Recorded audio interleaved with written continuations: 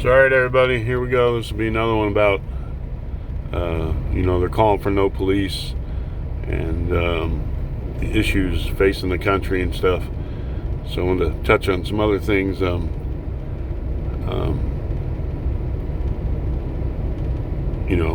my own life, things I've dealt with. I touched on a couple of them when I was working at a restaurant when I very first moved to Arizona. I used to get off late, and it was about a mile walk to the apartment my mom had found, and we were living in. And so she had to get up early and go to work at 5:36 in the morning, and I wasn't getting off work till 1 o'clock in the morning and stuff. And so there's no way, I was going to ask her to come pick me up and stuff. So I used to walk back and forth to work. Sometimes she'd take me, if the schedules match and stuff. But anyhow, walking home one night, this officer pulled me over, if you want to call it that, while I was walking. And I forget if he was town cop or if he was sheriff's deputy. But anyway, asked me what I was doing, and I was carrying a bag that had my work clothes in. So I'm walking home from work. I work up at the restaurant, yada yada yada. And he asked for my ID and stuff, and so I gave him all I had was a Florida driver's license, which I think might even been expired at the time. But anyway, showed him that, and so then he asked to see the bottom of my shoes. I said, the bottom of my shoes? And he says, yeah. He goes, we've had a lot of burglaries in the area. And so whether or not that was true or not, and he was trying to match footprints, sneaker types, to what was around. And this isn't a neighborhood, well-lined street with houses. I mean, houses were, spread out. This is more like a rural type thing. So I said, all right. So I showed him the bottom of my shoes, and he drew down the tread pattern, kind of like on the bottom of my sneakers on his pad there and stuff. And I said, well, I'm just walking home every time. I ain't done nothing wrong. And he said, well, there's curfew. I said, curfew? He said, yeah. And I was 16 at the time, maybe going on 17. Anyhow, so I said, well, I'm going back and forth to work. And he said it didn't matter as a minor. It was a curfew. So anyhow, he said he was going to check on the information, make sure I worked at the restaurant and stuff and all that and everything, and sent me on my way. Now, sure, somebody could say, hey, he had no right to stop you. You walk, well, I was past curfew. It's the middle of the night. I'm walking down the side of the road, whatever, in the middle of the night and everything. That can be considered suspicious activity. What the hell are you doing out here in the middle of the night? And this is before we've gone full-blown 24/7 everything, and there's still a lot of areas that aren't like that, cops see somebody out and about in the middle of the night. What are you doing? There's nothing wrong with that. So then go a year, maybe 2 years later in Jersey. I was living in Bayville with my sister and working down on Seaside Heights. Found a job down there. It was pretty much actually the only job I could find, but really I looked for one down there because my girlfriend was living down there. So I hitchhiked back and forth most of the time to work. And but sometimes, I get off really late and stuff. My brother-in-law would come pick me up. So I get off work late one night, and I'm walking down to the corner where he picks me up, and I see a cop car coming down the road, and there's a stop sign there. So they fly up to the stop sign. I'm thinking, okay, 2-3 seconds, they're gonna go. Well, they just sat there. So I had just lit a cigarette. It was my last cigarette, and so I don't litter, so I put my cigarette pack back in my pocket, So they sit there for a minute, so I start to walk around the back of the car. All of a sudden, the lights come on, and the guy yells out the passenger side, which is the side I was on, and I was going to walk around the other side. There's 2 cops in the car. And hold it right there. Come here. So I go over. He said, what are you doing? I said, well, I'm walking down here. My brother-in-law's coming to pick me up. I just got off work. So they asked for my ID and stuff. Now, here's what pissed me off. I could smell beer on their breath. They called in my ID all wrong and everything. My DOB wrong and all this. And then they got out of the car, had me take the position, and were searching me. He sees my empty cigarette pack. He's like, what's this? You gonna use this to put dope in and stuff in it? I'm like, no, I'm not gonna litter. I just lit that last cigarette there. I'm not gonna litter. And so he frisked me down and everything, and he jabbed his stick a couple times up under my armpits there, which was unnecessary. So something like that, naturally, you want to respond to, but you can't. You make it worse. He didn't need to do that. I knew he didn't need to do that. I wanted to turn around and slug him. But I ain't no dummy. I ain't going to do that. So they finally went on their way. My brother-in-law picked me up. He could tell I was upset and stuff. I told him what happened. He was like, oh, let's go right now. We'll go file a complaint, blah, blah, blah. I'm like, I got to work down here. My girlfriend lives down here. I said, I'm not going to make it worse. A lot of people are like, oh, you should have, What for? I look at it now in hindsight. It's Saturday night. Seaside Heights was pretty rough back then. On the weekends, these guys deal with a lot of crap. They see somebody out walking. All right, they had a couple beers or whatever. Maybe no big deal. Maybe they weren't intoxicated. They just each had one or whatever.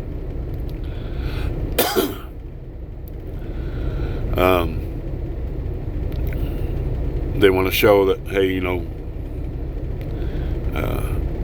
they're nothing to mess with or whatever. I mean, yeah, sure, it'd been a lot different if they totally beat my ass or something. Yeah, then there'd be complaint. But just a couple hard shoves and pops with that stick under my armpits to get me to put my arms out further and stuff. That was,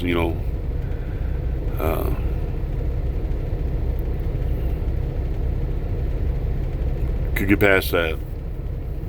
Anyhow, and if I made too big of a deal there, then I'm sure they could have got some other charges. So you got to deal with some of that kind of crap, no matter what color you are. Sometimes, even if you're not doing anything to draw police attention to you. I know that happens. There's ways to deal with it. Don't make it worse by doing something right there and then. So, I wanted to bring some other incidents up too. I was working at another restaurant there in Mesa, Arizona. It's a national chain restaurant. You'd recognize the name in most states, but it's like a franchise thing, so they have different subtitles in front of the name. But mostly white and Mexican staff there working. And it's right when I started to get away from all the things I was doing and stuff. And anyways, one black dude started working there, and there was one white guy there. They didn't get along. So one night, like our checks used to come in on a Friday night or something, I think, and you weren't supposed to be able to come in and get them until like Saturday or something. But lots of people would come in Friday night, and the manager would usually give them out anyway. So me and the black dude who was working there are working, and I had way more seniority than him and everything, so I was pretty much his boss and training him. And so this white dude that doesn't really get along with anybody who worked there, especially the black dude, comes in to get his check, and he comes in the back of the restaurant. So he starts with the some off-color jokes. The black guy responds with some off-color jokes about white people. I walk by, I tell him knock it off, because I know it's going to lead to something. I tell the black dude, get back to work. I think his name was Don. And I tell the white dude, I think his name was Todd, if I remember, to get out of the back of the restaurant, that he's not supposed to be there. And he says he's there to pick up his check and he's going to stay there and nothing I can do about it, blah, blah, blah. And I said, yes, I can. I said, get out of the back of the restaurant. You can wait for your check. The manager, when she comes back, you can get your check from her then. Stay out front. I went back up into the kitchen. The black dude went back in the kitchen, then he went back in the back for something else. I hear them arguing. I go back there and I'm like, knock it off, break it up. They start going in, they go at it, everything. Manager comes, cops come. So then I'm asked by the cops, they take me aside. They said, what happened? So I told them the truth. So he came in, he was not supposed to be back here. He started with the shit. I told him to get out. He wouldn't listen. Next thing I know, they're fighting. And he's like, so the white guy pretty much started. I'm like, yeah. I say he's an asshole. He does stuff like that all the time. So I forget, they just barred him from there and stuff. I don't think he got arrested or whatever.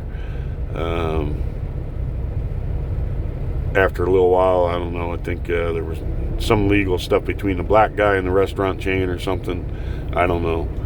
But anyway, next day the manager came in, which surprised me. The top manager, and pulled me in the office. He said, what happened? So I told him. And he says, well, why didn't you lie? Why didn't you just say, it was the other guy? I'm like, shocked. I was like, are you kidding me? So I was like, no, I'm not gonna lie to him, man. That dude's an asshole and he shouldn't have been saying and doing the stuff he was doing. I told him to leave. So anyway, I think what happened is they both got fired, and then the black dude got a lawyer or something because he shouldn't have been fired. But actually, the white dude started, but he had plenty of opportunity to walk away and not get involved with it instead of keep going back. So, but anyhow, then like a year later, I was working in another chain restaurant, national chain that also franchises out, and working the graveyard shift. And it was me and this older woman from the south was the waitress. It was usually pretty slow in there. They get a pretty good bar rush once in a while, but so it gets a little bit busy one evening, bar rush time. This black couple comes in, sits down. So when it got busy like that, sometimes she'd ask me to take people water to their tables, this and that, and everything. So I did that. Then went back and started cooking all the orders and stuff. And after a little while, I went back out front for something and noticed, the black couple was still sitting there. She hadn't taken her order or nothing, anything like that. So I went and asked her. I said, they've been sitting there for a while or whatever. And she goes, I'm not waiting on them. I'm like, what? She's like, I'm not waiting on them. N-words. And I was like, dumbfounded. I'm like, what? And so I went and took their orders and stuff, got their food, took care of them and all that kind of stuff, and just said, she's really busy with the other customers and yada, yada, yada. And forget, I might even comp their meal because they had to sit there and wait.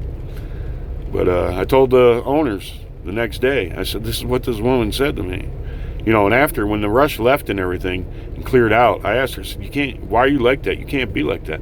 And she said, explained about it. She was from Alabama or Mississippi or something, and how she was raised and this and that, and started trying to give me all this crap about how segregation and everything was better and all this, and they used to have their own places to go eat, or they would go to the back door of the white places and all that. And I was dumbfounded, man. I was like, even when I lived in Florida, I never met somebody who was so, I don't know, stupid and just believed in what she was saying, that the blacks already also liked it a lot better when they're segregated and stuff and all these types of things.